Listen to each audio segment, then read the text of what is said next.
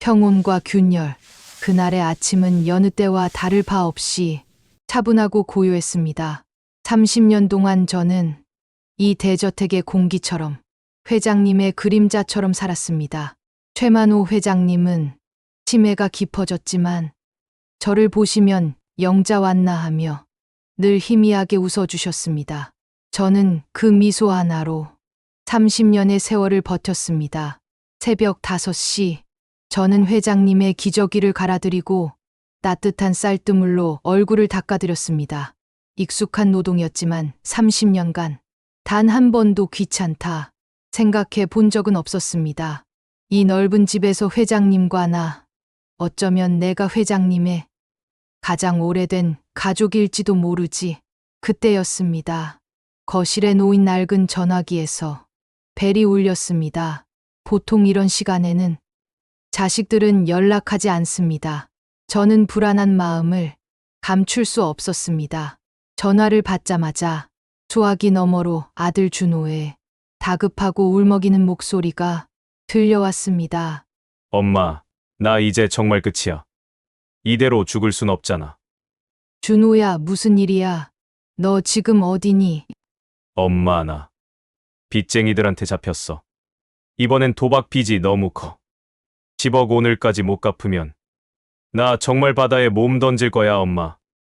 준호야, 엄마가 어떡해?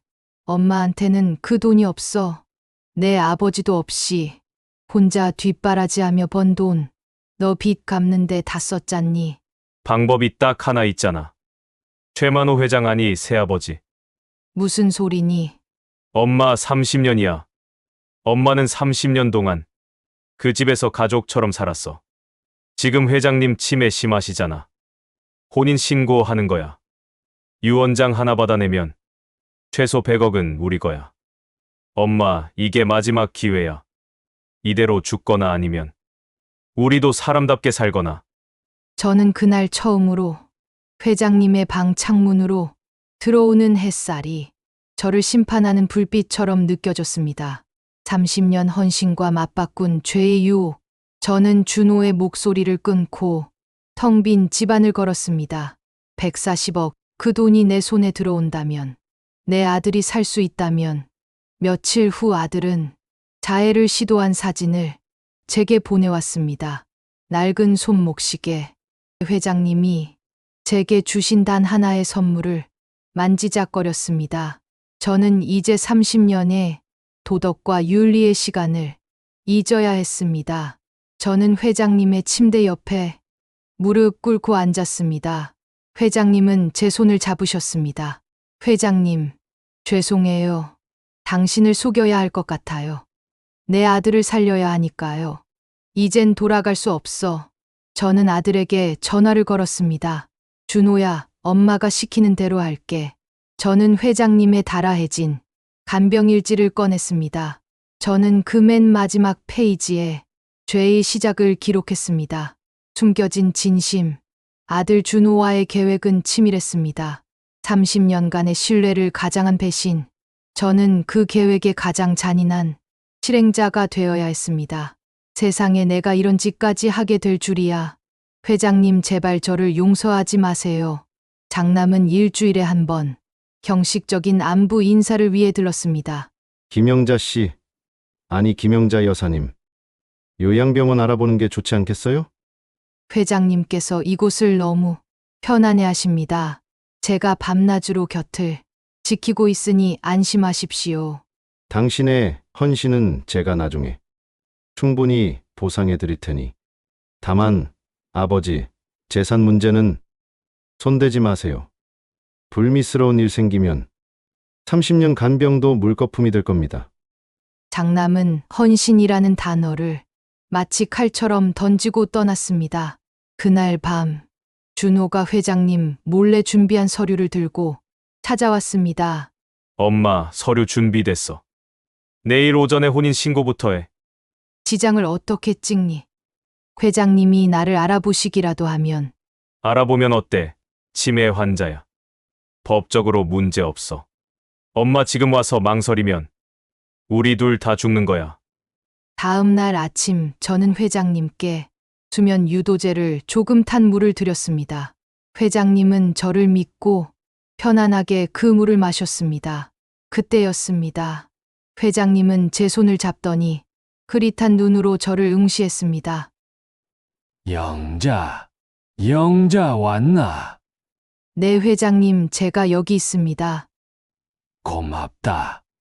30년 동안 나 외롭게 두지 않아줘서 자식들보다 내가 진짜 내 가족이다. 이 말을 꼭 해주고 싶었어. 가족 30년 헌신을 단 며칠 만에 배신하는 내가 어떻게 감히 이놈의 탐욕이 나를 지옥으로 끌고 가는구나. 저는 회장님의 힘없는 손가락을 잡아 서류에 지장 날인 칸에 꾹 눌렀습니다. 김영자, 최만호, 혼인신고서와 함께 140억 유산이 담긴 유언장에 붉은 지문이 선명하게 남겨졌습니다. 저는 아들을 살렸습니다. 하지만 저는 동시에 저의 영혼을 죽였습니다. 이젠 되돌릴 수 없어. 난 회장님의 간병인이 아니야. 법적으로 회장님의 아내야. 저는 달아해진 간병일지를 펼쳐 죄의 기록 위에 회장님의 진심을 짧게 기록했습니다. 예상치 못한 파국, 혼인신고를 한 지 일주일이 되던 날이었습니다. 저는 회장님의 법적 아내가 되었지만 회장님 방에 들어설 때마다 심장이 얼어붙는 것 같았습니다. 이젠 편안해져야 하는데 왜 이렇게 가슴이 답답하고 불안할까? 그날 오후 장남이 예고 없이 들이닥쳤습니다. 그의 눈은 매섭게 빛나고 있었습니다. 그는 들고 온 서류를 제 얼굴 앞에 던지듯 내려놓았습니다. 김영자 씨, 아니 김영자 여사님. 언제부터 내 아버지의 아내가 되셨습니까? 그게 회장님께서 저에게 치매 노인의 판단력이 구려진 틈을 타 30년 간병인 신분을 이용해 사기 결혼을 한 겁니까? 역겹군요. 당신의 헌신이 결국 140억을 노린 계획이었다니. 당장 집에서 나가세요. 짐 싸는 즉시 경찰에 신고할 겁니다. 저는 무릎을 꿇었습니다. 아들을 살리기 위한 엄마로서의 간절함이었습니다. 그때 장남의 비서가 작은 상자 하나를 들고 방으로 들어섰습니다. 장남은 상자를 열어보더니 안에서 오래된 녹음기를 꺼냈습니다. 잠깐 들어보시죠.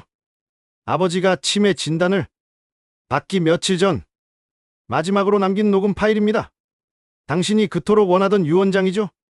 낡은 녹음기에서 회장님의 떨리는 목소리가 흘러나왔습니다. 자식들 다 필요 없다. 나는 영자가 없으면 하루도 살 수 없다. 내 전 재산 140억 내 영자에게 모두 주겠다. 다만 영자는 돈 욕심이 없는 사람이다. 그러니 이 돈으로 영자의 평생을 편안하게 해주고 남은 돈은 녹음은 거기서 끊겼습니다. 회장님, 진심이었어. 내가 사기치지 않아도 나를 믿고 유산을 남기려 하셨구나. 나는 대체 무슨 짓을. 바로 그때 제 뒤에서 예상치 못한 목소리가 들렸습니다. 아들 준호였습니다. 엄마 봤지? 역시 내 말이 맞았잖아. 이제 140억은 우리 거야. 장남, 이제 당신은 끝났어. 엄마가 법적 아내고 유언장도 있잖아. 준호의 경솔한 말에 장남의 얼굴은 다시 분노로 일그러졌습니다. 혼인신고, 유언장. 내가 질 줄 알았습니까? 당신 아들의 그 천박한 욕망이 내게 결정적인 증거를 던져주네요.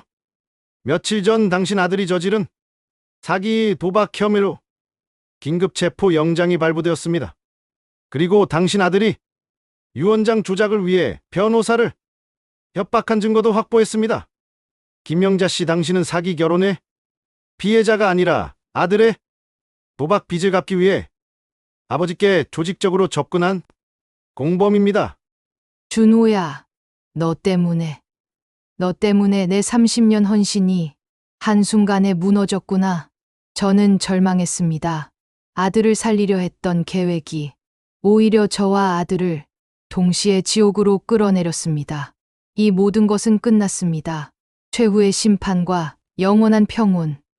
그로부터 3달 뒤 저희는 법정에 섰습니다.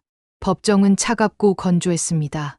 아들 준호는 고개를 떨군 채 제 눈을 마주치지 못했습니다. 이것이 내가 탐욕에 눈이 멀어 얻은 대가구나. 회장님 부디 이 모든 고통을 저만 받게 해주십시오. 재판은 장남 측의 일방적인 승리처럼 보였습니다. 판사는 이제 최종 증거를 요청했습니다. 그때 장남의 변호사가 낡은 녹음기를 꺼내 들었습니다. 피고 김영자 씨는 이 녹음 파일을 통해 140억을 상속받는 것이 정당하다고 주장하고 있습니다. 그러나 파일은 미완성이며 피고가 조작했을 가능성을 배제할 수 없습니다. 피고 측에 최후 변론은 없습니까? 저는 자리에서 일어섰습니다. 마지막으로 진실을 고백해야 했습니다. 유 원장, 제가 위조한 것이 맞습니다. 아들 빚 때문에 어쩔 수 없었습니다. 하지만 회장님은 치매가 깊어지기 전 저에게 진심으로 고마움을 표현하셨습니다. 녹음 파일은 조작이 아닙니다. 회장님은 저에게 유산을 남기시려 했습니다. 하지만 끝까지 들어보십시오. 그 뒤에 숨겨진 진심이 있습니다. 저의 간절한 요청에 판사는 녹음 파일에 숨겨진 뒷부분을 재생하도록 허가했습니다. 내전 재산 140억을 영자에게 모두 주겠다. 다만 영자는 돈 욕심이 없는 사람이다. 그러니 이 돈으로 영자의 평생을 편안하게 해주고 남은 돈 전부를 자식들에게 똑같이 나누어 주어라.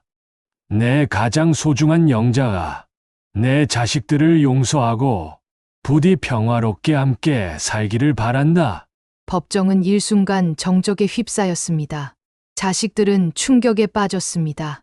그들은 영자의 헌신을 무시했지만 회장님은 마지막까지 영자의 헌신과 자식들 간의 평화를 원하셨던 것입니다. 아버지가 영자 씨를 그렇게까지 생각하셨을 줄은. 저희는 돈 때문에 아버지의 진심을 외면했습니다. 영자 씨, 죄송합니다. 재판은 예상치 못한 방향으로 흘러갔습니다.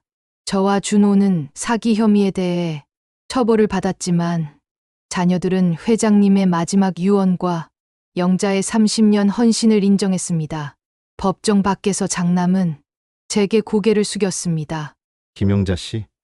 아니, 영자 아주머니, 회장님께서 원하셨던 대로 저희가 아주머니의 평생을 책임지겠습니다. 5억 원을 위자료로 받으시고 저희를 용서하십시오. 아주머니의 헌신은 저희 가족에게 가장 큰 유산이었습니다. 저는 5억 원을 받았습니다. 저는 작은 시골 마을에 집을 얻었습니다. 집 안에는 회장님이 주신 낡은 손목시계가 째깍째깍 소리를 내며 잘 가고 있습니다. 저는 달아해진 간병일지를 다시 꺼냈습니다. 나는 죄를 지었다.